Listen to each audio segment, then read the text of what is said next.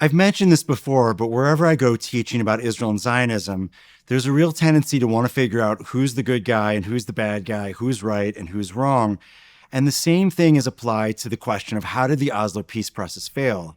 There are lots of groups that try to point all the blame in one direction. And again, usually those talking points just miss the full complexity of what actually happened. In this chapter, we'll really dive in and get grounded in how the Oslo peace process began to fail. It seemed for a brief moment that everything was moving forward and that there would be peace in the Middle East. I remember at this time, my brother was involved in political work, and he got me into a Bill Clinton fundraiser in 1996. I was able to get a picture with the president, and so like any good Jewish mother, up on the refrigerator, the picture of her son went. My brother also had a chance to go on a mission to Syria, Jordan, the West Bank, and Gaza. And in the process of his travels, he got to take a picture with Yasser Arafat, the leader of the Palestinian Authority. So there it was, mom putting a picture of her son with Yasser Arafat up on the refrigerator right next to the picture of Bill Clinton. This gives you a little bit of a sense of just how close to peace we all thought we were. On the surface, there was tremendous optimism that peace could be achieved, but underneath, cracks were starting to form. Many Palestinians were still unhappy with the progress. They saw all the headlines about hope and peace, but their lives on the ground did not seem to change very much. There were also fissures on the Israeli side. Religious nationalists saw Rabin as a kind of traitor to his own people. Giving up biblical lands that in their view were given to the Jewish people by God seemed to be sacrilege. Even some non-religious right-wingers, including people like Benjamin Netanyahu, argued that Arafat and the PA simply could not be trusted.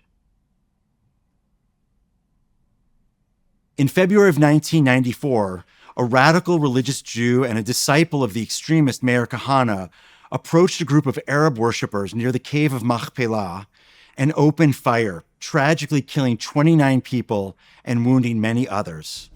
The Palestinians also had their radicals. While the PA was playing nice with Israel, Hamas and Islamic Jihad were working to derail much of the progress of the Oslo process. As incidents of terrorism rose, Rabin tried to explain to his own population that the increase in terrorism only represented one segment of Palestinian society and that their goal was to derail the peace process. But it didn't really work. Tensions and terrorism continued to rise. Arafat began to feel pressure that he couldn't go too far or too fast against the will of his own people. And some Israelis felt that Arafat wasn't doing enough to condemn or halt the terrorist attacks being carried out by Islamic Jihad and Hamas. Looking back at the time, there were many rabbis in the ultra-nationalist religious community speaking out against Rabin in the strongest terms possible, even fomenting the possibility of violence against the prime minister. There's a category in Jewish law called a din rodef, which refers to someone who is such a threat to our safety and well-being that a person is able to kill that person as a form of self-defense. Most North Americans never followed this closely enough to realize settlers were calling Rabin a din rodef.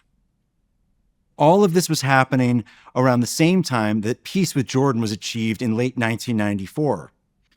Another uproar emerged during the Oslo process when rumors about a potential peace agreement with Syria that would trade the Golan Heights for peace started to spread. At this time, the settlers and their supporters became an increasingly radicalized and consolidated political bloc. On November 4th in 1995, something unthinkable occurred. As Rabin was leaving an enormous peace rally in Tel Aviv, an ultra-religious settler assassinated the prime minister. Rabin had a reputation for being invincible when it came to Arab bullets. So there is a sad irony that Rabin was killed by a Jewish bullet. In many ways, this was the watershed moment and turning point when the dreams of Middle East peace disappeared. It was not just the assassination of Rabin that really transformed the momentum, but it was also the fact that throughout the process, Arafat would say one thing in English and the very different set of things in Arabic. Many have criticized Arafat for not adequately preparing the Palestinian public for an eventual peace deal with Israel. Not only did he not prepare his people emotionally for a two-state solution, but it turns out that a great deal of the foreign aid that was given to help develop Palestinian territories was embezzled by Arafat and other officials. They made themselves rich rather than investing that money in roads, schools, and civil infrastructure.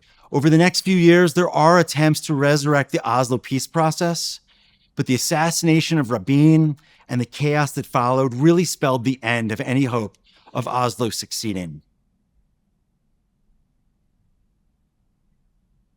After Rabin was assassinated in 1995, Shimon Peres, a lifelong labor politician, took over as prime minister on an interim basis.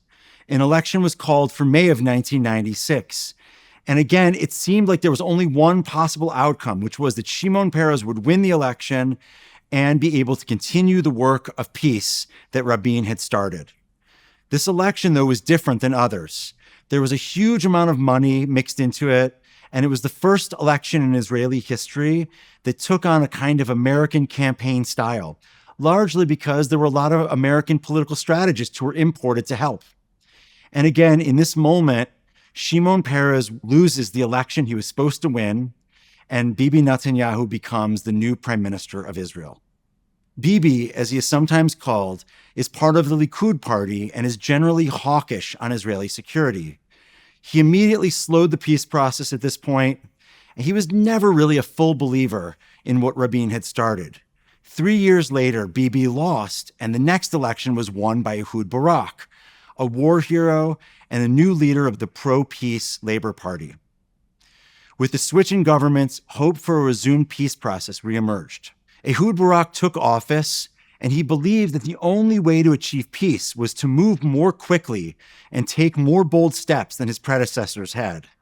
His first bold step came in May of 2000, when he decided that Israel should unilaterally withdraw from the security zone in southern Lebanon that Israel had controlled since the Lebanon War in 1982. Almost immediately, Hezbollah, the Iranian-backed terrorist group, swooped in to occupy this land so that they were in a perfect position to launch rocket attacks into Israel. In July of 2000, Ehud Barak went to Camp David with a plan to deliver a full peace package all at once.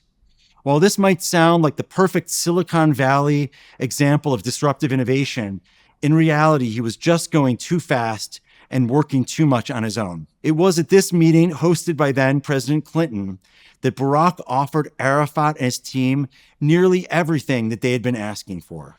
This includes 92% of the West Bank. The other 8% were locations where there were large Jewish communities living, or a few key areas that were seen as essential for Israel's security that Israel wanted to keep.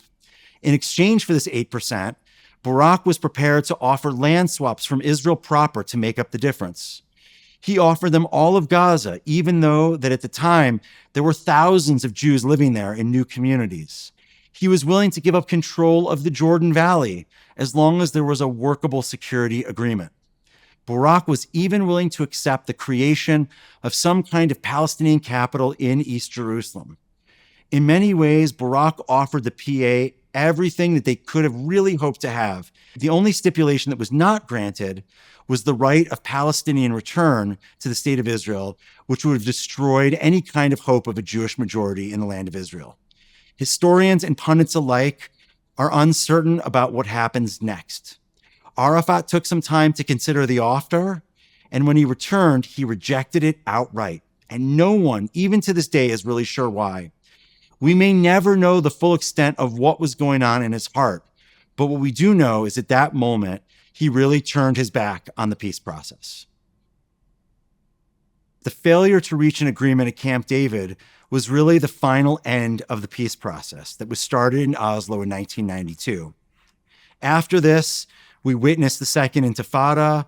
Arafat spends his last days of his life trapped in his compound in Ramallah, where he would eventually die from natural causes in 2004. It may have been that we were all very close to seeing peace in the Middle East, but it just didn't happen. And I think the two major moments were when Rabin was assassinated and when Arafat, for some set of reasons, walked away. What we know is that we don't have peace, And what we see today is that violence continues and that Palestinians don't have a home of their own. Now that we're grounded in how the Oslo process failed, in the next chapter, we're going to jump all the way forward to really understand the complexity of what happened when Hamas attacked Israel on October 7th in this past year. And we'll understand all of those details to try to get grounded in the current events that Israel is facing today. Hope you can join us then. See you soon.